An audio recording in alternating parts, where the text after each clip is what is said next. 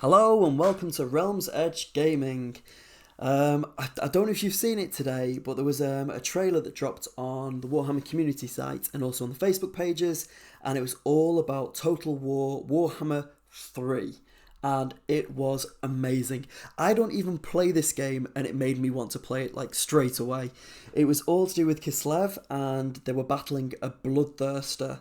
Now, Kislev is one of the armies that we've already been shown some of the concept art for when they were unveiling the return of the old world on the kind of square bases. But this looked amazing. It looked so good, and I'm disappointed because I can't play you the trailer because of the copyright.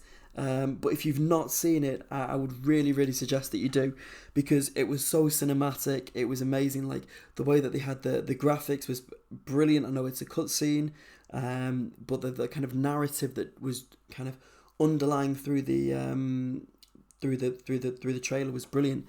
So it started off with it looks like one of the is it the Tsars or Katerina, the kind of the Winter Queen. I can't remember what she was called.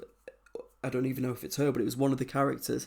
And we had the four kind of chaos gods. We had it sees the great unclean one. It kind of sees in his mouth with all the kind of rot, and then it goes into I think it's one of Slanesh, because it says about temptation. Then we see Tzeentch with deception, and then we finally see the Bloodthirster on the battlefield.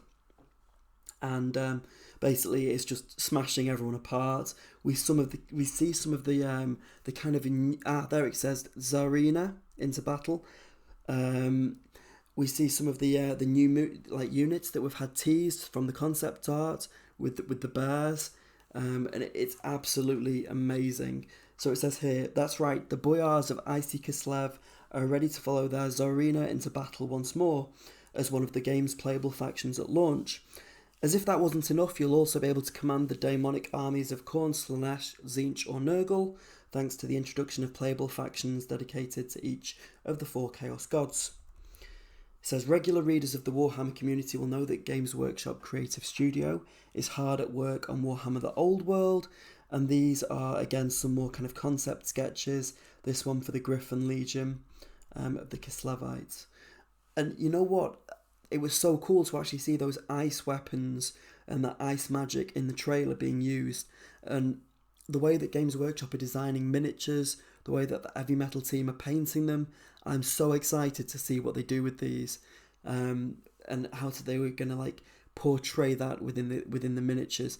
I mean, we have seen some kind of ice effects before. I'm thinking about the Ogre tribe with the Yetis, but never really on a large scale. And from looking at the trailer, there's quite a few kind of glowing blue, icy kind of features on a fair few of the units. On the previous artwork we've seen as well on the bears, you can see this kind of like blue gems, kind of frosty looking jewellery decoration on them, and I just think they're going to look amazing. I know people have kind of said about wanting it to be on a small scale, but I'm really hopeful that it is at the same scale of AOS. I would love nothing more for them to be able to translate some of these old world models into the AOS universe. I don't know whether they will. I don't know whether that will be too difficult to do. If they do kind of go back to how the old world was, they will most likely kind of go down the regiment route, where you've got your units of 20 and they really did stack quite neatly. So the poses will have to be slightly different. I've really no idea how it will look as a game, but already like my excitement for it is definitely built up through watching that trailer alone. But it didn't stop there. So we saw the trailer. It mentioned Tsarina Katerin. There it says about the Ice Queen, about her demeanour, the magic, the proud warriors of Kislev, and about how it's freezing temperatures. So we saw that. But not only that, at the end of the trailer, it showed this. There was a map that was moved to the side, and none other than Grand Cathay could be seen there. So that is another playable faction that we'll be able to be using on the tabletop.